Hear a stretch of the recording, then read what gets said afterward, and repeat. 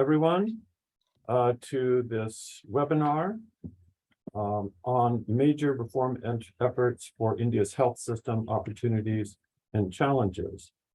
My name is Michael Reich. I'm a faculty member at the Harvard T.H. Chan School of Public Health, and it's my pleasure to moderate this session for this morning on the East Coast in the US and this evening for our participants in India.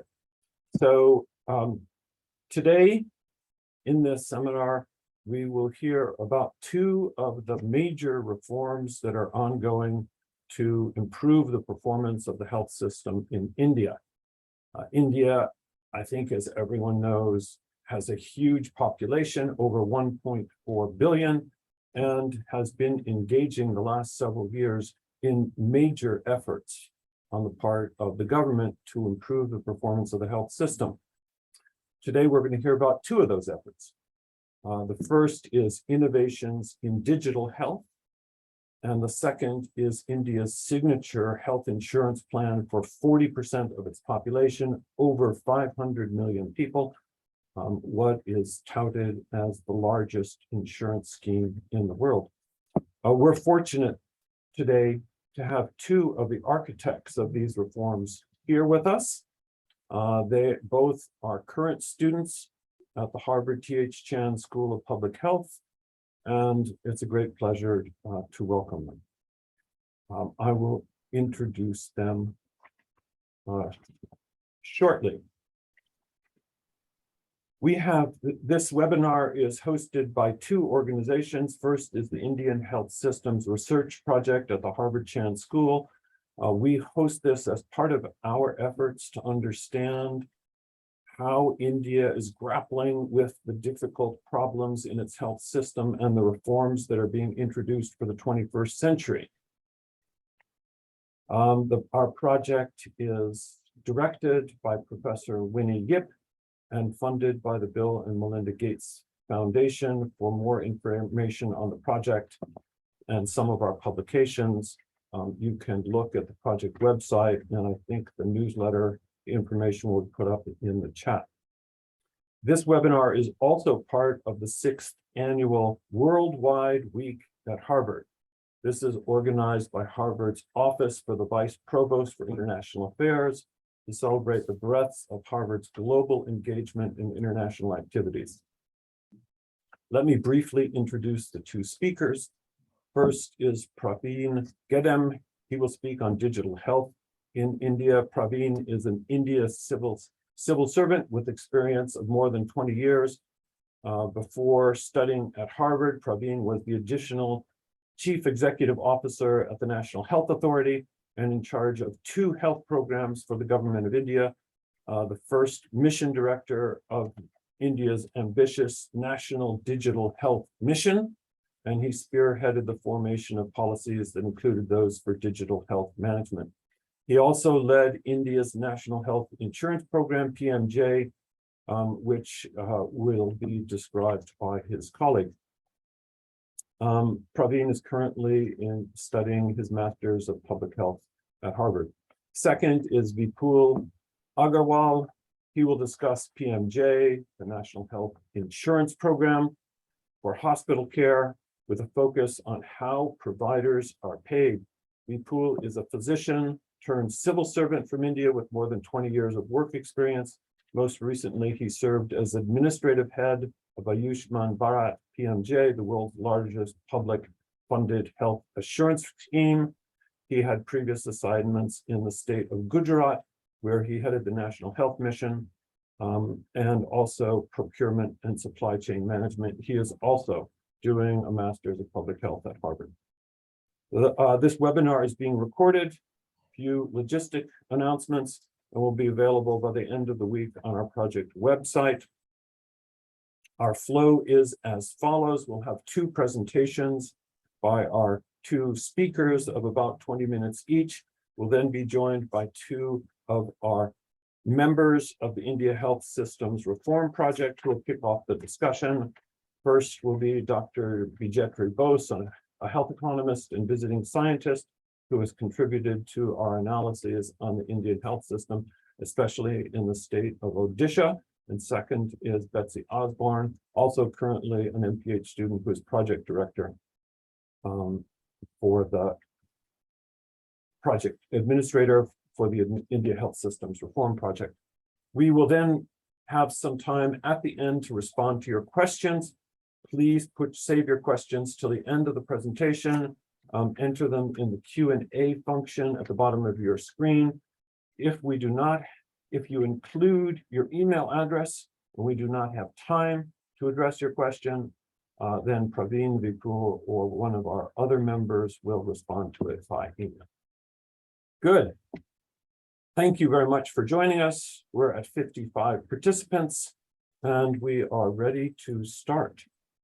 Praveen, we'll start with you on the digital health mission in India. I should note, this is a national policy which seeks to have major impacts in how the health system works in India. Yeah, thanks, Professor Reich. Good morning to participants in the US and good afternoon, good evening to those my friends joining from India. Yes, we have seen tremendous shift in the adoption of digital health in last couple of years. Digital health is something which is at the intersection of digital technologies and healthcare. And everyone is aware that healthcare is an extremely complex science, and it's not easy to digitize the whole gamut of medical science into simple zeros and ones and codes. So that actually increases the complexity challenges in adoption of digital health. One of the very few positive points which came out of COVID was increased acceptance of digital technology. We all are like meeting on the webinar today. Earlier, we used to meet more frequently in some conference rooms. So that is one thing. But one thing was also noticed, particularly in India, that this use was very disorganized. If I want to see where is the availability of bed or remdesivir, I would just send on all the WhatsApp groups, post on Facebook, Twitter, Instagram, and look for the answers. I think there needs to be some structure in digital health, and that's why this reform which India has started becomes extremely important. Now, the complexity in health, digital health is increased because every stakeholder has a different requirement. Doctor wants to generate digital health record. He wants to see records from other hospital. Patient wants to store his records securely and seek various services. Policymakers, they want to see anonymized aggregated data to take suitable decisions. Insurance companies have something else in their mind. So this further increases the complexity of the system which we want to implement in India. We all know that India is a huge country spread over 36 states and union territories, and health is a subject as per Indian constitution with the state government, not with the federal or central government.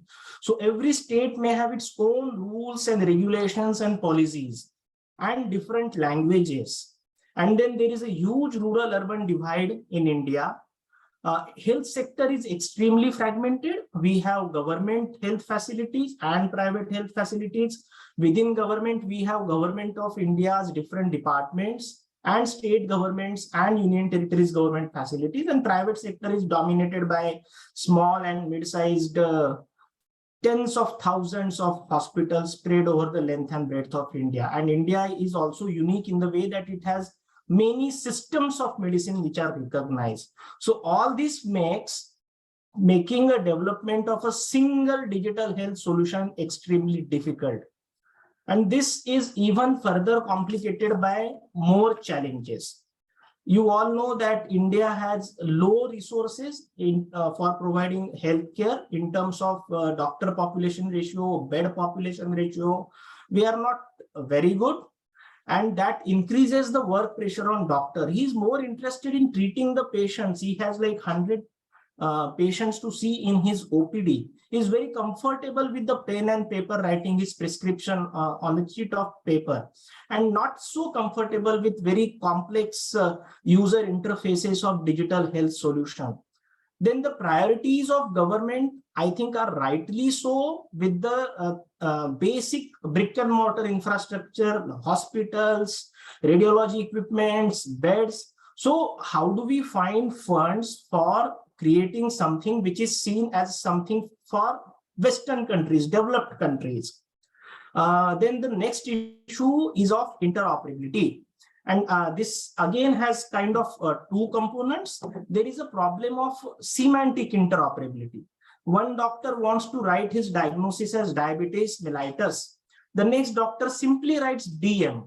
The third one may write diabetes. So how does computer know that these are the one and the same diseases, and how that analysis is done, which is so important in digital technology?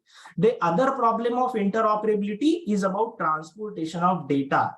For example, if you are using one particular digital system, how does a doctor in other hospital see that data securely so that he can have the complete history of that particular patient? The challenge is also about VACs. How will the patient know that whosoever he is getting connected is actually a doctor and not a quack? Or a telemedicine company who wants to onboard a doctor as a healthcare provider, whether he is actually doctor, what are his credentials? And last and very important point is of privacy and security. People should be very confident that their sensitive health data is absolutely privately and securedly stored, and nobody else other than themselves and doctors with their consent can see it. So these are the kind of broad challenges that India's digital health mission, which has been named as Ayushman Bharat Digital Mission, it tries to address. And this is being done by following different strategies. There is no one solution which fits for all the kind of problem. So this follows the basic principle of ensuring the API-based interoperability. Then there is no centralized database of any health record. The systems are working as they were before the launch of this mission, and they are just interconnected. So this is known as a federated architecture. Then as far as possible, single source of truth is maintained for all type of information. So we are, for example, merging or have merged the databases of 5-6 different systems of medicines spread over 36 states into a single healthcare professional registry, which works as a single source of truth for digitally feeding into real-time information about the credentials of doctor. The privacy and security is inbuilt into the design. The whole system has been designed for wellness in addition to health. So it is a broader in scope, and inclusivity, because we have areas such as Ladakh, Andaman, where we tested our pilot, which needs to be included. As I said, this thing started around 2020. The pilot was launched, and in 2021, it was taken over nationwide. And during this last 2-3 years of period, we designed policies, set up the whole administrative setup from Delhi to all the state levels, and the whole digital platform was designed, developed, and integrated into various systems. And this we are also taking the help of, or rather building on the top of earlier efforts that we have done. So Aadhaar, or unique biometric identification, which has 1.3 billion plus biometrics of all the citizens. Then unified payment interface. These two major platforms which scaled up very rapidly, they are utilized for development of this Ayushman Bharat digital mission. It is important to understand how this whole mission works. So as I said, we have different stakeholders, different users, and they all use different types of systems. Our challenge is to ensure that the records which are generated in A, government hospital, can be accessed in B, private hospital, with the consent of the patient, so that the longitudinal medical history of a patient is available to the doctor, who can then take a suitable decision. Once the patient goes to his home, he should be able to see records from both A and B into his health application logger, which is shown here in the form of G. And while doing all these, records continue to stay where they should stay, and there is no centralized database repository. And to facilitate this, the government of India has created a central platform which connects, kind of plugs into all these disparate systems and helps facilitate the exchange of data. To explain it further, if you see some of the very major platforms, they work in a digital silos. They are siloed. They are like kind of having a moat around themselves. So if you want to purchase something from Amazon, the seller and the purchaser, buyer, both have to be on Amazon. Otherwise, you can't complete your transaction. Similarly, the e-hospital is a major software. It was used in hospitals of India. Doctor and all the hospitals have to be on that software to see the records, and this has to be broken, and this was broken down by developing open protocols. So you cannot send, for example, messages from Facebook to WhatsApp, even though they belong to the same company, but you can send email from Gmail to Hotmail, Hotmail to Outlook, and so on and so forth. This is possible because there are open accepted protocols. In the case of emails, we call it SMTP, or Simple Mail Transfer Protocol. So what we did, we developed these protocols into which all these disparate systems plugs into, so that you can send, patient can be on one application, doctor can be on other application, and even after that, they will be able to exchange the information. And as I said, this kind of longitudinal medical history of a patient from, in this case, I have shown 3 different silos. It can be n number of silos. It can be created, it can be displayed. This is a screenshot of how this patient's record will look like on her mobile, and this she can see. The other beauty of this system is that since there is no single solution which is prescribed, like we have SMTP, but there is no one email provider which is like kind of mandatory for everybody. Every company can design a different user interface, which then it takes us to consumer. So that gives that innovation is in a way promoted, and more and more easier and easier user interfaces are generated. So we discussed that health is a very complex system. We have preventive, wellness, diagnostic, treatment, primary, secondary, tertiary, and whole gamut of allied facilities such as health insurance and so on and so forth. India has different systems of medicine. Ayurveda is there, yoga is there. So there are different doctors for that. So we want to provide several services through several solutions. So booking is there, availing is there, physical services were popular. We can still want to have a booking, teleconsultation, then hybrid mode. And then there is even more complexity. For example, group teleconsultation. Then hospitals have one requirement, clinical decision support systems are there. Some solutions are vertical and specialized. For example, TB control program of India, very focused on TB. Then others are broad-based. For example, e-hospital solution of Government of India. And similarly in private sector and other sectors. Then insurance is a growing industry. So a lot of insurance processing is done on emails, and it's not very automated. So something like this was done. Vipul will speak in detail on that probably, but this has to be facilitated for everybody. And then you cannot sit on this mine of data without analyzing and aggregating for the public health purpose. So that analytics has to be developed.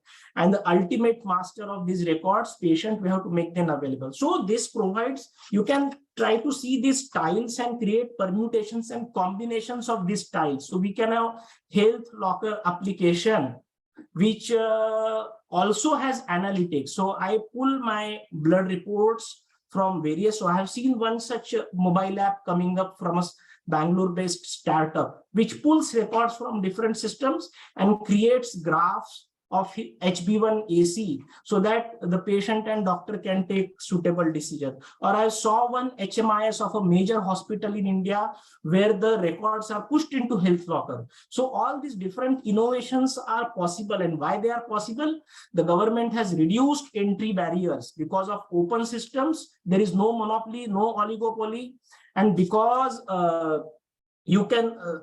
entry barriers are further reduced because government has provided authentic database of doctors and hospitals. So small little companies are not required to go and spend their time, money, energy into identifying if the doctors are doctors. So we have kind of 80,000 startups in India.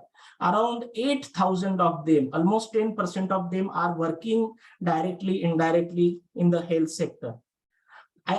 We also discussed about adoption problems, and general feeling may be that, okay, in developing countries, who has time to open these complex epics and cerners and log in and type so much of data? It is not so. Rich data already exists in India, in developing countries, in registration, laboratories, which are highly digitized, then pharmacy, billing and discharge. It has this covers actually everything except the clinical notes of doctor, and this has diagnosis, prescription, which is a very rich data. We want to further improvise the adoption. We discussed about interoperability, but the ease of use. The user interface must be minimalistic and simple with so many different solutions to help data entry in a very simple manner. And this whole process had lots and lots of learnings for us. So there was like last 3 years have been a lot of iterations in our policies and development. For example, we saw that areas like Ladakh, Andaman, Nicobar Island had limited connectivity. We so started developing offline modules. Then insurance sector said, okay, can we have a platform which will automatically process claims? So that development has started. We call it Health Claims Exchange. Then group teleconsultation in the system which I showed, like different systems connecting together. And we are meeting right now on Zoom. We are like around 50 of us, but we are all on same platform. So imagine half of you are on Teams, other are on Google Meet, and I am speaking from Zoom. Something like that. That testing was done only 10 days ago. So these different systems, QR code. So I go to a hospital, open my mobile app and click. So my record gets displayed on the laptop of doctor. So it has to be very fast. So these are the models in which we are working. We are also working on what kind of incentives and regulatory levers can be used so that the adoption increases even further. And so far, I am very happy to share in the process, we have created 240 million IDs for these number of Indian professionals. 16 million records have been linked to these IDs to create those longitudinal records. Around 1,000 digital health solutions are getting integrated into this central platform so that the data sharing becomes possible. The COVID vaccination is each and every dose, appointment, certificate is digitized, and so far we have done it for 2.1 billion records. Then there was a contact tracing app to identify hotspots during the COVID case that was known as Arogya Setu. It had more than 200 million downloads, and this is being converted into one-stop solution for teleconsultation, booking, health rocker for all the doctors, and teleconsultation also increased. GSanjeevani is just one of the several applications which is being used in India. So going forward, we have going to have market expansion and efficiencies, and this together, it is estimated by the Boston Consulting Group that it will unlock the potential of $200 billion in 1 decade in India. And I also see this as having a global use case. I feel that it has potential to help other countries, particularly those starting on a clean slate, where the systems or monopolies are not entrenched. I think this is the way forward. We have to go forward in a email way rather than in a Facebook way going forward. And globalization and health, the importance was never known better than during COVID. I think this also has a lot of potential in that. And India as a country, the government of India, we all are very excited to take this to different parts of the world and do our bit for the betterment of humanity. Thank you so much. Thank you, Dr. Praveen, for that wonderful presentation about India's innovations in digital health. You know, I think the world will be looking at India to understand both how India has done this, as well as the impacts of digitalization on what a health system does in improving health, protecting people against financial risks when they become sick, and also improving the performance so that the citizens are satisfied with how the health system works. You know, your description is just, it's amazing what India is doing in this field. And I think, as you said, there are lots of learnings there, not only for countries with a clean slate that are starting with limited activities in digital health, but also for countries like the United States, which, let's just say, is not a clean slate situation in digital health. But how to do this in the complexity of India, I think will provide lessons for many countries around the world, and we are all watching and looking and wondering. Good, so now we turn to Dr. Vipul, who will give us an introduction to the ways in which payment is working in India's signature health insurance program. Vipul. Thank you, Professor Reich. A very good morning to all participants and those who have joined from India and from US, and a very good evening to the participants and friends from India.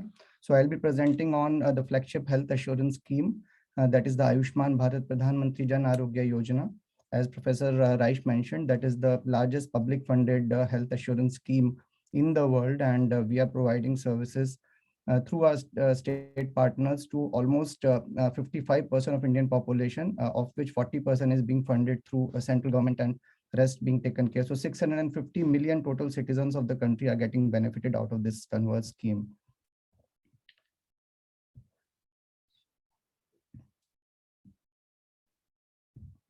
So this scheme was started in 2018 by the Honorable Prime Minister, and since then we have come a long way. Looking at the statistics of the 540 million citizens, we have already created cards and providing services to 200 million plus beneficiaries of the scheme through a empaneled hospital provider base of almost 29,000, with 45% hospitals being in the private sector. So this is probably one of the glaring example of public-private partnership in healthcare that we are getting through this scheme. Almost 60% of the treatment being provided is through the private sector. So far, more than 40 million admissions worth $5.5 billion, and the savings that we have done for the citizens would be in fact at almost 3 times of this, because we are providing very bargained rates to the beneficiaries. So almost $15 billion would have been saved so far out of this scheme. Looking at the admission, so most of the public hospitals are providing services and at an average admission cost of $110. So and private around 165. So this indicates that probably the focus of the scheme that we had intended to be for the tertiary care, probably we are not being able to so far achieve in true sense, and most of the care being provided is still under the secondary care segment. So almost $100 to $150 per admission And apart from 3 states, all other states are partners in the scheme. Another remarkable feature of the scheme is interstate portability. So any beneficiary of the scheme can avail treatment across the country in any of the empaneled hospitals without any document. So it's a paperless and cashless services being availed throughout the country in any of the 29,000 odd hospitals by our beneficiaries. And so far, $134 million worth of portability care has been provided. The scheme also boasts of a gender parity. So far, almost 50% of the hospitalization has been availed by the females. The scheme had a predecessor. In fact, we started with Rashtriya Swasthya Bima Yojana. That was the initial scheme through which converted into the PMJY. There was a very low utilization by females. So we tried and covered through a lot of changes in the scheme structure, and almost 50% of the treatment is now being availed by the females. In terms of hospital empanelment penetration, we still are struggling in terms of our bed capacities. So national average is just under 2 beds per 1,000 eligible beneficiaries. And most of the larger states are not having very good figures. So the figures on the left side are smaller states, Puducherry, Chandigarh, Goa. But yes, this is a point of concern, and we need to increase the bed capacity under the scheme. In terms of number of beds, so almost 78% of our hospitals are less than 50 bedded, and just around 10% have up 51 to 100 beds. So most of the hospitals that are empaneled are smaller size hospitals. So tertiary care and bigger hospitals are still not empaneled to the extent that we expected. And also a cause of worry is that inactive number. So almost 44% hospitals are not giving us any patient, any utilization or any admission since the last 6 months. And similarly, if we see that the proportion of hospitals by number of specialties, so most of the hospitals are single specialty hospitals. So almost 60% of the hospitals, in fact, most of them would be providing dialysis care. So we are still not having adequate number of multi-speciality hospital to take care of the tertiary care treatment for the beneficiaries. So the major issues that we wish to address through the scheme that the providers always have the concerns about is the most important is on the health benefit packages. So the cost of health benefit package has been the major area where the providers have been complaining that somehow the costs are not viable. The price that we reimburse to them is not adequate, and we have taken multiple steps to address this. I'll be speaking in the subsequent slide.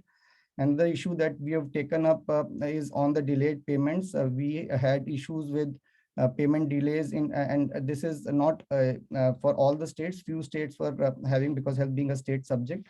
We have tried and addressed this issue. Another complaint that the providers always and many a times they complain is of the bureaucratic process and a lot of complexities in terms of empanelment, and this also has been addressed. I'll be speaking on this also. Right from the beginning, we never had any mechanism to constantly handhold the hospital. So once the hospital gets empaneled, the grievance redressal and other complaints and regarding any capacity building initiative, we were always getting requests to provide some mechanism to take care of this, and this also has been taken care. And in terms of the public hospitals, almost 55 to 60% of our empaneled hospitals are public hospitals. But unfortunately, almost 70 to 80% of them are not participating in the scheme. And those who are participating are also not giving us the numbers that otherwise we should be getting. So the major reason has been the lack of incentives and also not having adequate infrastructure or human resources in place for taking care of the scheme. And this also we have tried and addressed this issue. And last but not the least is on the quality of care. So especially for the public sector hospitals, it has been brought to our notice many times that probably the quality being provided is not up to the mark, and there are a lot of cases of fraud and abuse. So to address these issues, we have over the last 1 year in particular taken multiple steps. So there have been multiple revisions in package rates. So since the scheme was launched, we have revised the rates as many as 7 times, and the latest revision of 2022 was quite comprehensive. A zero-based exercise was done, wherein we introduced the concept of differential pricing. based on the category of cities. And also we have started a pilot on ultimate transition to the diagnosis related groups. On the delayed payment side, we have introduced the concept of green channel payment, wherein 50% of the insurance of the reimbursement to the claim against the claim is done the moment the claim is submitted. And also we are moving towards auto adjudication of claims, and with ABDM coming to support us, this would be a force multiplier in our migration to auto claim adjudication. On the multi-stage empanelment process, we have reduced the bureaucracy and the interface with the government by introducing a third-party verification. And there have been auto approvals put in place so that in case the agency does not, or the government body authorized to give an approval does not approve in time, there'll be an auto approval. So the issue regarding the claim, the empanelment process being tedious and a lot of issues in terms of bureaucratic hurdles, that also has been addressed. On the hand-holding front, we have started recently, in fact, around 6 to 7 months back, our hospital operations division that takes care of the hand-holding and constant capacity building of the hospitals, and also started a hospital helpline 2 months back, which is a 24/7 helpline with doctors sitting at the phone and taking care of all the grievances that the hospitals have, including any issue with the beneficiary claim booking or beneficiary admission or the claim booking. Regarding the public sector hospital issue, we have started a beneficiary facilitation agency that I'll be speaking in my subsequent slides. And also with the support of World Bank, we have devised very comprehensive public hospital claim utilization guidelines that takes care of all the aspects related to the public hospital officials at various levels who support us in the scheme utilization, and there have been incentives built into the system. To take care of fraud and abuse, we have started a data analytics, completely data-driven National Anti-Fraud Unit, which has the world's largest data analytics company supporting us on real-time claim checking, and also we are sending triggers to the states for acting on them. And to take care of the quality of care, we are shifting towards the value-based incentives and ultimately towards value-based care. On the provider payment reforms, starting from 2018, wherein the health benefit packages were introduced as bundled packages, we started with 1,393 package, and in the latest revision, we have introduced almost 2,000 packages.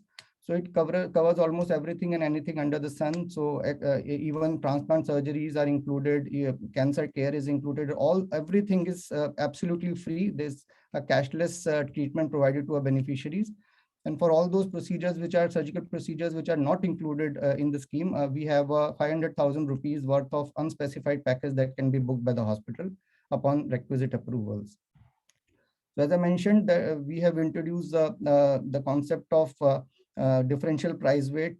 So for tier 3 city taking as a base price, we have introduced specific incentives for hospitals situated in tier 2 and tier 1 city. And apart from that, the tertiary package will be getting another 25% cost advantage.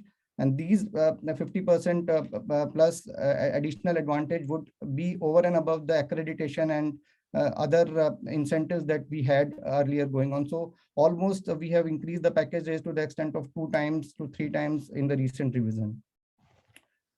So if we see the cost-based grouping evolution, in fact, multiple stages, there's various countries which have taken up the cost-based grouping. They have passed through various stages. India started with level 3 of grouping, wherein we directly adopted the grouping by department or specialty, and also the packages for medical and surgical procedures separately. So this was an advancement over the uniform grouping without any sorry. So now we are left with transition to level 4 grouping, that is the diagnosis related groups, and we are working very hard to implement that. In fact, a pilot has already been started, and this would be the ultimate objective to shift to the diagnosis related group, so that the complications and the diagnosis at the time of admission and also the morbidity can be taken into consideration. So the objective of transition would be to address the cost concerns due to complications that the hospital always complained that resources that are utilized for a morbid patient and also for a person having complications are more than a standard a healthy person, otherwise healthy person having some disease. Also, this would also incentivize quality. There are issues and complaints that the hospitals have to resort to upcoding and other means to take care of their costs. So all those issues have an impact on the quality of care. So we would like to through DRGs incentivize quality so that the in terms of length of stay, average length of stay and number of tests or procedures, the quality can be provided to a beneficiary. Because we would be having the data available to compare hospitals, we would also be able to generate action evidence-based information for future policy formulations. And this would ensure objectivity and more transparency coming into the system. On the progress of DRGs, we in fact had a detailed study of the various systems in place in the various countries. We had detailed discussion with Thailand, Australia. Also, we had a team of WHO supporting us in terms of designing the DRG construct. And we also studied the 3M groupers. And then we launched the pilot around 4 months back in 5 states. And based on the evidence generated through this pilot, we would then be scaling it up for the entire country. Regarding the value-based incentives, the current incentive structure that we had was based on more or less the various certifications or the type of city in which a hospital is situated, or if the hospital is a teaching hospital. So all these are very static in nature. It does not address the issue of actual quality of care being provided to a beneficiary and whether we are providing the value for money or not. So instead of that, in the coming change that we are making and that is being configured into our IT system, we would be having the certification-based incentives reduced to 50% of the total incentive weightage, and the rest 50% would be on the basis of objective outcomes. That would include the beneficiary satisfaction rate that would be mapped at the time of discharge of the patient. There would be also a mapping on the hospital readmission rate that also would be picked by the IT system, and the automatic configuration of the score would be done. Extent of out-of-pocket expenditure, again, coming through the various means by questionnaire, by telephone calls or other grievances or any complaint.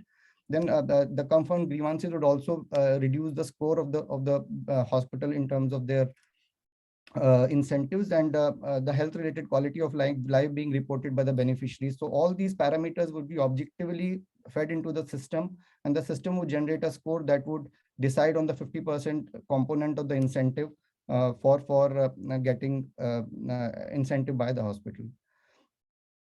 So as I mentioned, we have an issue of public hospitals not adequately participating in the scheme. The major issues or the reasons have been the resource constraint at the level of hospital, or the hospital leadership not taking ownership of the scheme because they have other tasks on hand, or the beneficiaries having an impression that probably the public hospitals are not providing adequate quality of care.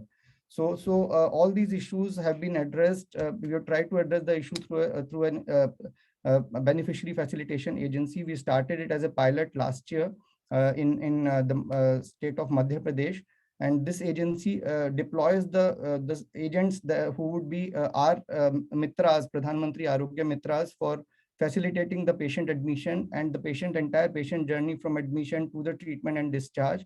So they'll be facilitating the patient and trying and addressing all the grievances. They would also be submitting the claims on behalf of the hospital and addressing all the queries against the claims. And this agency would be paid on the basis of the actual number of claims that get reimbursed to the hospital. So the agency would be interested in getting more and more claims submitted and the claims being paid to the hospital. And this is the result that we've seen out of the pilot that we launched in Madhya Pradesh. So in the 8 months prior to the beneficiary facilitation agency, the average daily claims in MP were 784, which have increased almost by 100% to 1574 in the 8 months period after that. So this has been a very, very encouraging result that we've achieved. And also the active hospitals have more than doubled in the last 8 months. So from 154 active hospitals to 320. And recently we have scaled it up across the country, and we expect that so as we can see that pre-beneficiary facilitation agency public hospital contribution was only 40%, which has increased by another 5% during the last 8-month period itself. So we feel that the public hospitals have a huge potential of supporting the scheme, and this is something that we intend to come out of this arrangement. Finally, the green channel payment. So the issue of major hospital chains and bigger hospitals is that their claims get stuck and they don't get paid in time. So we have designed some parameters which have been IT configured, and everything would be configurable automatically to categorize few hospitals who would be entitled to get this green channel payment advantage. And the moment they click the claim submission button, 50% of the cost of care, 50% of the treatment cost would be reimbursed to the hospital. And this is up and running. This has given a very, very positive feedback from the hospitals, and we are getting more and more bigger hospitals getting empaneled because of this arrangement. So these are the few preconditions that we impose before ensuring that any hospital can come into. There should not be any fraud reported against the hospital. The hospital should be booking at least a claim every month in the last 6 months, and it should be having a reasonable risk score that we have fed into the system. So this arrangement again is intended to ensure that we get more and more participation from larger size hospitals, and the scheme's objective of reducing the catastrophic healthcare expenditure that is mostly on the serious illnesses that is taken care of. So while we have taken huge initiatives and steps to ensure that we get better outcome, there have been also few challenges that we have to ensure that these are addressed. So while we are introducing payment reforms, there needs to be a constant communication that we need to establish with the hospitals, and constantly be flexible in terms of our rates, because we've seen that other schemes, there are few schemes where rates might not have changed for several years. We have been very, very flexible so far, but we need to continue to be flexible in our approach with dealing with the price related issues. Also, the value-based incentives, if we see that although they're intended to improve the quality, but at the same time, IT integration has been a challenge. We have been trying to do that since last 2 months. We are very confident that we'll be able to do that, but that again is a bit of a challenge for us. On the beneficiary facilitation agency side, although we have improved the utilization figures, but again, we need to constantly ensure that our public hospitals remain up to the mark and are able to compete in terms of quality with the private hospitals. And probably the value-based incentives and the value-based care approach might give them a motivation to improve the standards. And also the green channel payments, while we reimburse the 50% cost of care, there will always be a risk of fraud and abuse. So we need to be constantly alert and ensure that the hospital do not misuse this provision. So finally, we have few tasks which are yet to be finished. One is empanelment of adequate number of providers providing tertiary care, because so far we have not been allowing selective empanelment of hospitals. If a hospital has 20 specialties, we cannot selectively empanel for 5 specialties. So we need to change this approach. I feel that it's time now that we need to introduce tertiary care package only hospitals into the scheme. Also, auto claim adjudication needs to be introduced at the earliest possible with the claim or claims exchange platform of which is a public good under the Ayushman Bharat Digital Mission getting launched during the recent Ayushman Arogya Manthan. I feel that auto claim adjudication can see the light of the day in very near future. Also, Government of India introduced a concept of viability gap funding for setting up hospitals on public-private partnership mode 2 years back, and recently Ayushman Bharat Health Infrastructure Mission has been launched. So we feel that I feel that there's a strong need to for the setting up of PMJY only hospitals to serve the beneficiaries of the scheme in underserved areas where the private players might not be interested in setting up hospitals. So some government support to set up hospitals might improve the access to care by our beneficiaries. So introduction of DRGs, I think that should happen by the end of this year or early part of next year. Then the one most important aspect is that while this scheme intended to achieve universal health coverage, probably we are way behind that goal, because probably we have not been able to integrate with the overall primary healthcare infrastructure. So integration with primary healthcare arm of Government of India and creating backward and forward linkages having a continuum of care is something that we need to introduce at the earliest, with the overall objective of patient-centric and value-based care for all our citizens. Thank you very much. Thank you, Dr. Vipul, for that very frank and comprehensive look at what India is doing with Ayushman Bharat PMJ. And, you know, rolling out a health insurance program for 500 million people, and as you noted, it's now up to 650 million beneficiaries, is not easy to do for lots of reasons, as you've indicated. And I think it's interesting the way in which you're incorporating a problem-solving approach and an iterative learning approach into the process. There still are major questions about which problems is this system supposed to solve?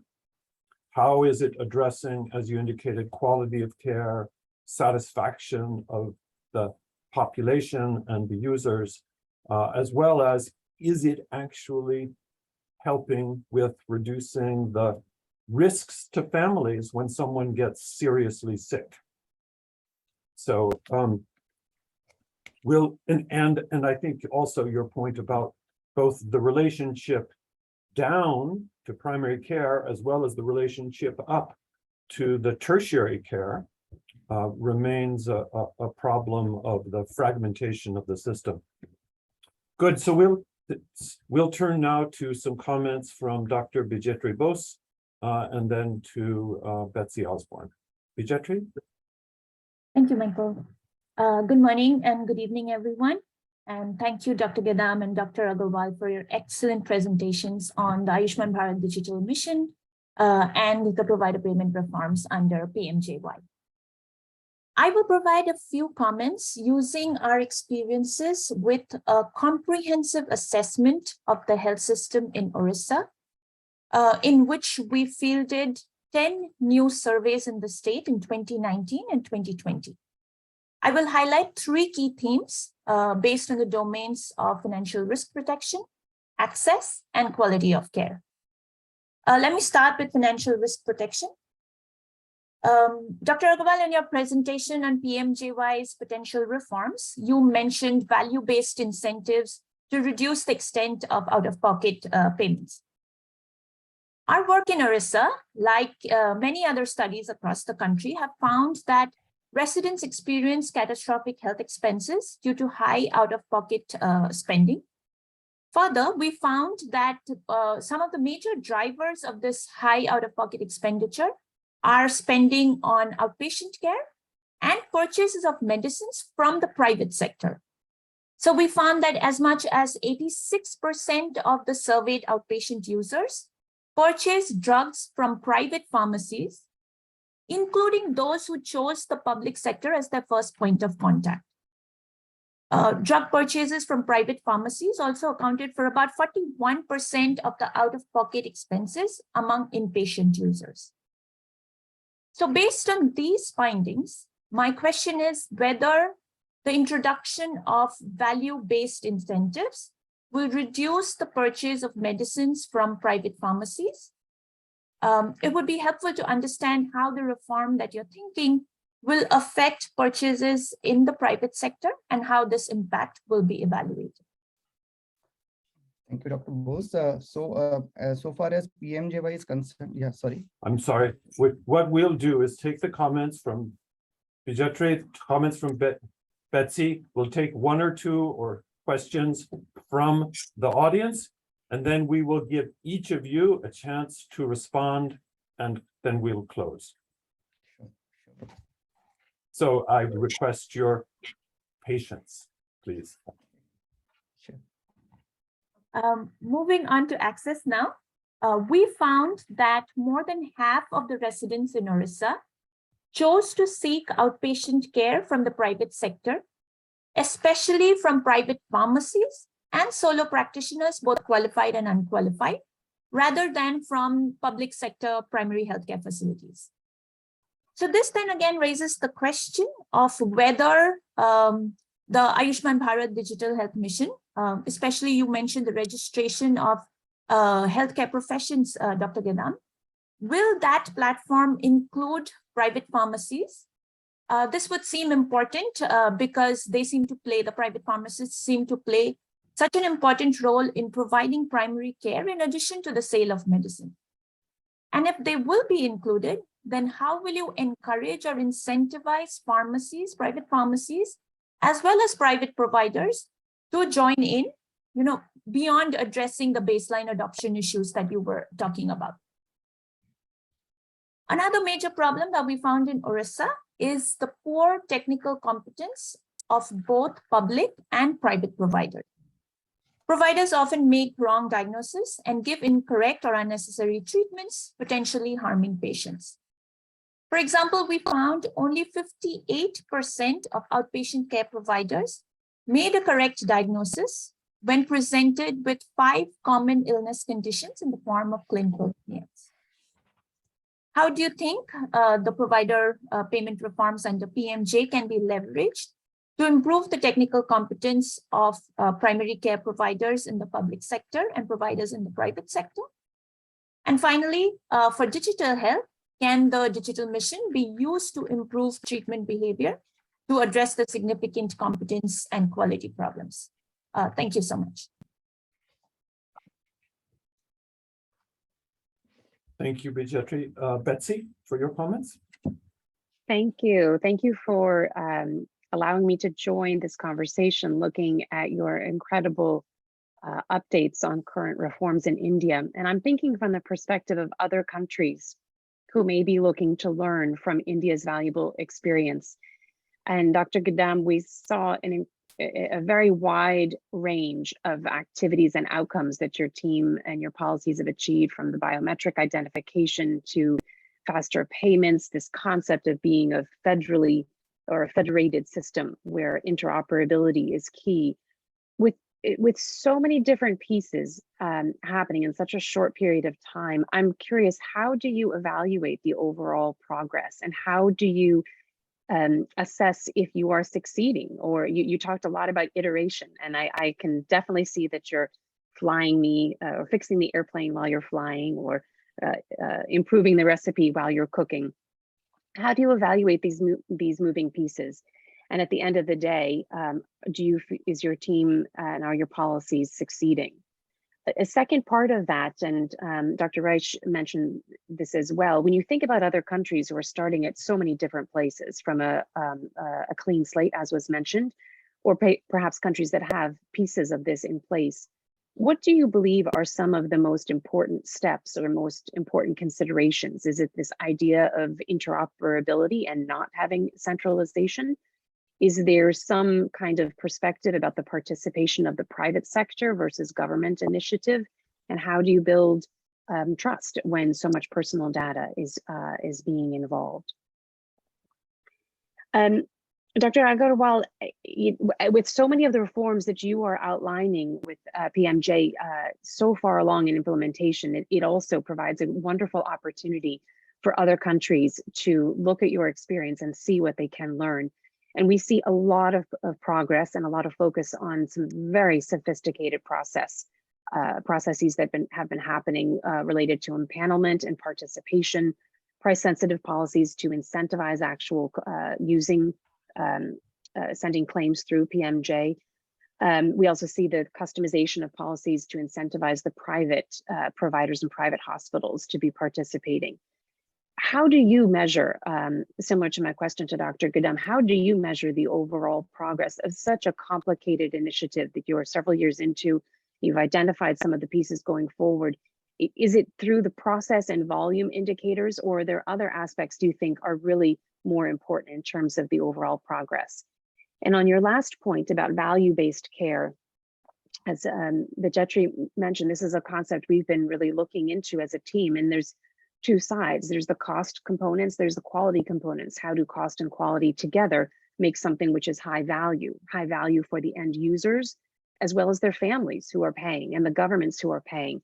What is your thinking about how you are going to further develop this area in the future? We did see reference to cost components, and on the clinical side, we saw the hospital readmission rate, but what else could be done, or what else is your thinking about how quality could be better understood and incentivized both in the public and private system. Thank you. Good. Thank you both for those very interesting questions. I think, you know, from these two sets of comments and from the questions that are already in the Q&A, we have enough here to continue the rest of the day discussing the reforms that you've presented. Unfortunately, we don't have that time. Why don't I give you both a chance to respond at this point, and then I will summarize some of the very interesting questions that have already appeared in the Q&A. So let me follow the same order. Praveen, why don't you go first, and then Vipul. Yeah. Well, thanks, Professor, and thanks everybody for your interesting questions. So I have seen questions from Arun Kumbhat, Mr. Deepak, Biswajit, and of course, very good relevant points from Betsy and Bijetri. So I'll try to address them together because there is some overlap. So there is a question about how do you do research out of this data? So when we say that we have a federated systems, we want to go ahead with the brownfield expansion. One systems example is e-hospital that I talked. It's a HMIS, Hospital Information System, which is used in 800 or 900 Government of India and other state government hospitals. And every day a district hospital, a typical district hospital in India can get anywhere from 500 to 2000 patients in its OPD. So this is a rich data and we have to use that. So there is a separate track which is just in infantile stage now, but it should start very soon to ensure that the correct data points in this database are used for the clinical research and also research to generate epidemiological trends, for example, or to identify gaps in health systems and compare it with the requirements of that particular area. And this is one of the major tracks of this initiative, the ABDM. And because it is a digital one, it's a real-time information which we can get. Yeah. Praveen, so, you know, this is a really important point. This is true not just of India, but true of every administration in every country. The tendency is to collect information and collect data, but then not to have the capacity to adequately analyze it and not to make it available to outside researchers so that they can analyze it. And so I would issue a strong request, maybe even a plea to the Indian government, which is find ways to make the data that you're collecting in your federated system available in secure ways so that researchers can do the analysis and ask the critical questions about performance, impacts, identify problems, and propose possible solutions. This is an excellent appeal, I must say, and I assure you that this will go to right ears back in the government of India. And knowing very well how the system in India, the governance works, I think it is likely that it may be acted upon. I don't want to give assurance from this. It's something to be done by those who are in a position of power. But I think this is an excellent idea. We have a live dashboard, but it has no clinical data because we don't have enough data. So like 16-20 millions of data points is not good enough from India standard. We need to have, but I got your point. It's an excellent point and we will certainly try to go forward on that angle, assure you for that. Then there was a discussion of how to use software as a service, open source, etc. Mind well, we are strongly in favor of open source because we don't want the system, what has happened in e-commerce with Amazonification or social media with Facebookization. We don't want this to happen. We want open. Who owns the internet? Nobody knows. It's TCP/IP, that protocol, which is there, which everybody uses. Who owns the system called email? There may be Gmail and Hotmail, nobody knows. So this is the way to forward. This is what Government of India believes. And based on this, we can have systems which are cloud-based, so that you don't, which can be accessed from browser or app, on which software as service can run. So if I am a small startup, I generally create a health locker or a hospital information system. There is another startup which is good at radiological image processing and AI-based system to give suggested diagnosis. So these two can complement each other. Both can be provided as a software as a service, so that the specialization ensures that everybody develops in that niche area, and ultimately the consumer, the patient, and the doctor benefits. And there is one more problem. The choice of a solution is very difficult. As a doctor, how do I know which one I select? I want to purchase a car or a mobile phone. I go on to a website, I select 5 models, and then see what is the data, what is RAM, what kind of technology it is, what is the size of screen. So what we have also done, there is so much things to speak, actually we can speak for a day, that we have engaged the Quality Council of India, identified parameters, whether it is cloud-based, yes, tick. What is the cost? 1 star, 3 star. What is the ease of user interface? 1 star to 5 star. So that kind of framework is being developed. The first version is already there, which helps the choice. Yeah. Let me ask you one final question, Praveen, before we turn to Vipul. What are the lessons of the India experience for the global South, was one question from a participant. And what are the lessons of the India experience for the United States? Okay, the lesson, which is kind of common to both, don't dump the existing systems, take them forward. Think of an ecosystem, not of a system. Think of principles, policies into which all these, like Bijetri was referring to pharmacies. So you need not have a thing which needs to be developed for that. There is a pharmacy software, there is a separate track of integrating them into it. It generates a rich data. And how do you incentivize? You have to think stakeholder wise. That's a lesson.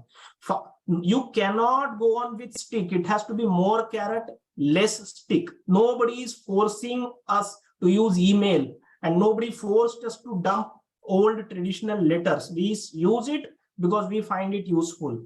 So for example, Bijetri was saying, how do you bring pharmacies? So the lesson here for everybody is pharmacy has its own set of incentives in India. So we suggested, let them have a telemedicine kiosk. So for, in any case, there is a lot of dispensation without prescription.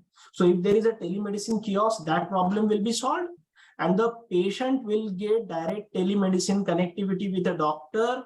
From that place, the pharmacy earns telemedicine commission, and the pharmacy can immediately sell the drug, which is like a profit.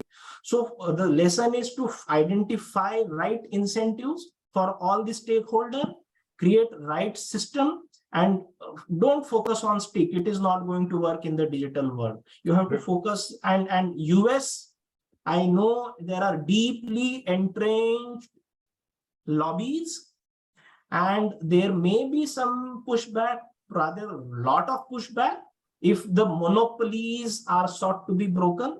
This was witnessed when the UPI was launched in India, because now India has 12-13 times digital transactions on unified payment interface compared to MasterCard and Visa. But this was made possible. It requires a political will for sure. Thank you very much. That's very helpful. More carrot, less stick, and keep an eye on those stakeholders. Maybe we'll just have to hire you to help fix the US system, Praveen. Vipul? Yeah, So some of your responses to the comments, and please. Yeah, so first of all, I'll take up Bijetri's question. So you talked about your Odisha study, wherein high out-of-pocket expenditure. Major portion of that was being incurred on pharmaceuticals. So and private pharmacies and private hospitals is where the patients go despite all the provisions of primary care being provided by the government of India. So far as primary care is concerned, Bijetri, we are a scheme which takes care of the secondary and tertiary care component. But having said that, we realize that without linkages with the primary care arm and giving an end-to-end provision for all holistic health coverage to the patients or the beneficiaries, it would not be a true healthcare coverage provided in true sense. So in our last governing board meeting of the Ayushman Bharat PMJY that happened in August, just before I left, we agreed, in fact, and our Honorable Health Minister is the chair and there's a health secretary also is a member of the board. So we decided that we would now implement, and that has been approved now, that we would implement backward and forward linkages with the primary arm. So continuum of care has been agreed to and approved formally by the government of India now. So we would establish linkages now. Also, another decision which was taken was that we would now provide follow-up treatment to all the long-term illness patients through PMJY in terms of their medicines. So far, PMJY used to cover only 3-day pre-hospitalization and post-discharge 15-day medication. But now up to 1 year has been agreed to. So these two decisions we have taken for PMJY. What additional we can do is on roping in the private pharmacies and the private, also the Jan Aushadhi Kendras, almost 9,000 Jan Aushadhi Kendras we have across the country. So we have started an instrument, and our Chief Executive Officer started that project of e-vouchers. So because of paucity of time, I could not take that up. E-voucher is one of its kind thing that we have introduced. So it is one thing beyond the direct benefit transfer that India implemented a few years back. So in direct benefit transfer, the money goes into a beneficiary's account, but it is not certain as to how the beneficiary would actually use it. If that money has gone for fertilizer purchase, but the beneficiary purchases something else, we never know about it. But in e-voucher, what happens is, and we've introduced that into PMJY ecosystem, the moment it used to happen earlier that despite our package being a bundled package with diagnostic and medicine costs being included, the patients were being made to purchase out of pocket all these things. So to take care of that, we have split the package cost and taken out the cost of diagnostics and medicines, and they go as a voucher, electronic voucher, into the mobile of the beneficiary. And once the voucher comes into the mobile of the beneficiary goes to the concerned laboratory, which is empaneled. The laboratory, he or she shows that voucher, and it is redeemed in real time, and the laboratory would get the money back immediately.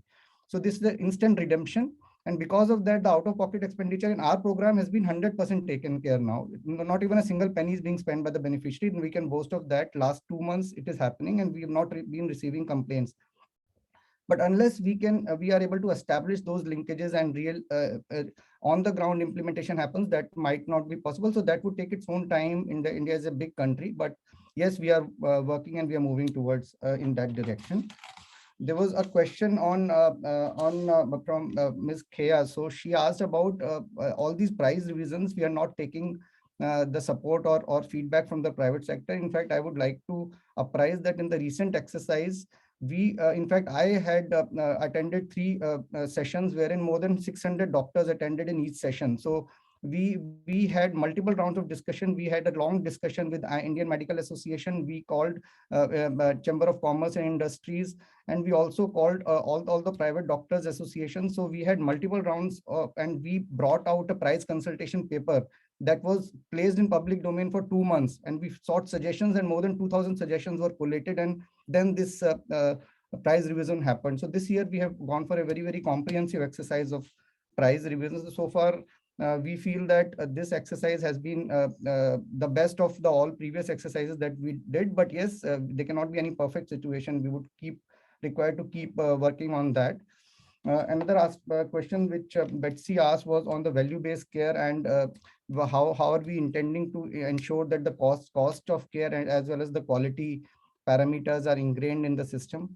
So Betsy, as I mentioned that we have so far done, there's a study which is ongoing. That's a cost of health services in India, CHSI. wherein the Department of Health Services and PGI Chandigarh, that's an Institute of Excellence in Government of India. So the experts, and there are 99 experts which are empaneled. Those are top experts from 27 specialties who work with NHA. So that committee had comprehensively done a study on the private and public sector costs, and as well as what would be required to entail a highest quality care. So based on that, these price revisions have been done. Apart from that, we introduced in the last year the standard treatment workflows for all our packages. So to ensure that we provide a basic minimum service, our standard treatment workflows are now an IT enabled. They are configured into the IT system, and all the prescriptions are audited. So we have a very strong audit team that audits all the prescriptions once the claim comes to. Yeah, yes, Professor. Yes, Dr. Vipul, one of the questions in the Q&A was concerns about how the cap on price creates an incentive for poor quality for the providers, especially private providers, but also public providers. And I think that's, and on the other hand, if you increase the price, that could be an incentive to do unnecessary services for that particular service. So this is a kind of structural dilemma between the price and quality and volume. And how are you thinking about that? So it's a continuous exercise, Professor. Even if we increase the prices, it does not guarantee the price alone is not a parameter for quality. So there are multiple parameters that we have to ensure that they are operating simultaneously. But price is the primary aspect, because unless the price is linked to quality and there's a basic minimum viability component coming into the care, always there would be an incentive to do wrong things in the hospital. But beyond that, we need to ensure that continuous quality in terms of actual patient outcome is being looked at. And for that, we have to continuously improvise and keep on changing our strategies as we generate the evidences. And the recent exercise to shift to value-based care, as I mentioned there, a lot of parameters like patient satisfaction, hospital readmission, not only the certification, because certification is a one-time activity, but how the hospital is performing. We are doing a random visit, surprise visit to the hospital. We are doing training and capacity building of the hospitals. Many a time it is the gap. And ultimately, we need to introduce the clinical decision support system so that we at least get the bare minimum quality that we intend to give to our beneficiaries. Good. So it's a constant exercise, continuous struggle, and we need to be up to the mark and always be on our toes to ensure that. How do you provide, I mean, digital health in some sense provides new ways to allow for public participation, public satisfaction, patient views to about problems and quality. How are you approaching that kind of question? So integration, you're talking about integration with the digital health ecosystem?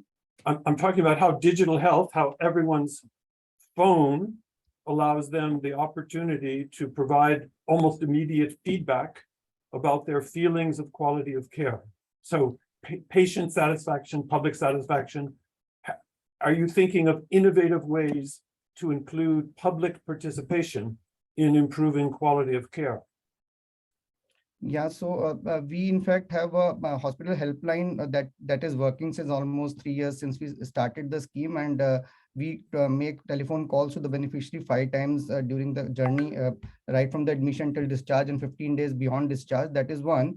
But beyond that, we have recently improvised on our mobile application, and the beneficiary can directly lodge a grievance at the click of a button through that mobile application. There are interactive SMSs that we are sending to the beneficiary at the time of admission. Earlier, the SMSs were not interactive. Now they can just click the link and press on a star, and then in case they do a wrong, lower star rating, then they're asked about the response. So all those things have been brought into, and like we want to make it simple because our beneficiary is not a very aware. They are coming from the poorest of the poor classes. They need to be pushed, and they need to be, many a time beneficiary does not know as to what is the basic expectation he or she should have. So Right. so we need to first empower the beneficiary and give them the basic confidence that they can lodge a grievance and something would be acted upon. So we are very particular, and we ensure, and it is monitored at the topmost level as to how many grievances came and what was the content of the grievance. first of all, our beneficiary gets used to the basic minimum grievance machinery and get the confidence in the system, and then we would keep on generating better communication strategies with the beneficiary. Good, thank you very much. Let me end with one question for each of you. And that has to do with questions of equity. India is a complex country, and as a federal state, there are differences and dramatic differences among the performance of the health system in different states. And within each state, there are also disadvantaged groups. Again, this is not just a characteristic of India, it's a characteristic of many countries, the United States, Brazil, Mexico, Nigeria, Indonesia. And so my question for each of you is, how are you using digital health? How are you using the health insurance for hospital care to address questions of equity? In any health policy is a redistribution of resources. It changes who gets what. And how are you assuring that the policy, that these particular policies are not exacerbating differences, but actually helping to improve some of the equity challenges that India confronts? Dr. Praveen? Yes. And in fact, I would like to start from the example of unified payment interface, which was launched a few years ago. The average amount of transaction for the 6 billion transactions in a month is 10 rupees. That is around 8 cents per transaction. Because it is being used by the lowest strata. You can go to a vegetable vendor in a village and just click of the button, you just send the money. It is being used by the lowest strata. And that is the principle which the Ayushman Bharat Digital Mission is following. You open your, so there are like 750, 800 million smartphones right now in India, which practically covers a significant number of homes, and it's likely to touch 1 billion smartphones by 2026. So we have to leverage this penetration of digitization in Indian ecosystem. And that's why the system is being designed on similar lines. The same group of technocrats work for this, so that lowest level of person should be able to use the digital systems with ease of use. That is point number one. And only second point I'd like to tell, there's a huge geographical disparity in health systems in India. South and West do almost like upper middle income countries. North and East is almost like low income country. And the doctor who passes his MBBS or MD, he wants to stay in Mumbai, Delhi, Bangalore, Hyderabad, doesn't want to go to Bihar or UP or Arunachal Pradesh. So this digital connectivity is going to provide a key. The person who is forced to go to a quack or a pharmacist because he knows that there is no doctor around, now he will have that advantage of just search using the language which he speaks. So if like you are in Delhi, you want to find a Tamil speaking doctor, yeah, you can just go and click. So all these things are being designed in what is known as unified health interface. You can see the GitHub page if there is any technical person in the audience right now. And so the inclusivity is a very basic principle which is not forgotten at any stage. And that is the reason why pilot was also launched apart from other areas in Ladakh, Lakshadweep, and Andaman and Nicobar Island. And if you can succeed there, and I'm very happy to tell that Ladakh has been one of the most successful pilot.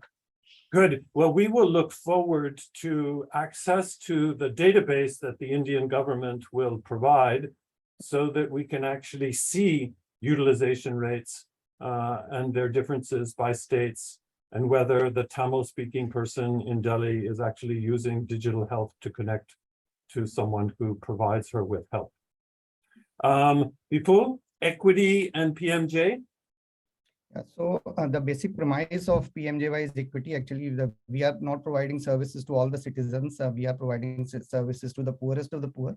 But beyond that, in fact, in recent times, last year, we have introduced special schemes for the poor and underprivileged categories. We have started a scheme for the building and other construction workers. So the almost 50 million of such building workers who are working in the various states. The scheme has become operational now. We have started a scheme for manual scavengers, another 30 million manual scavengers and their families. We are providing services. So all these deprived classes, we are very particular about ensuring that they get access to the services. And with ABDM coming to support us, I think we would have a lot of more data now and end-to-end visibility into the life cycle of disease of a patient, because we many times lose out on our patient beneficiaries from the primary segment, and we do not know as to where the beneficiary has gone. So the primary care, the digital health ID would connect us to the primary healthcare aspect, and we would be able to track the life cycle, whether the beneficiary was able to avail services or not. So I think it's a work in progress, and we need to continuously keep working on this. But yes, equity after this scheme, there has not been any study so far apart from that Odisha study. But last year, in fact, 2 months back only, we have started a study with the support of ZIZ, which is a development partner, and it will take almost 7 to 8 months to complete to assess as to whether we have been able to provide equity and whether PMJY has done or served the purpose for which the PMJY was set up. So this is something that would come out as a result. And on the data, before I end, I would like to say that we have formulated just a month back the data sharing guidelines for PMJY, and all our data, anonymized data, would now come in public domain. There's no other scheme of the health department which generates the kind of data that we generate. So almost 40 million people have already availed treatment. So this data we want to be used to give us inputs to generate evidences and to support the healthcare ecosystem of India. Thank you very much. Thank you, Vipul. And thank you both for your really excellent presentations and for your responses to questions and comments.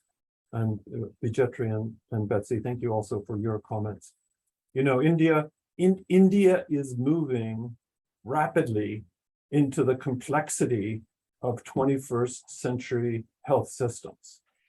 And the experiences of India have important lessons for all countries in the world.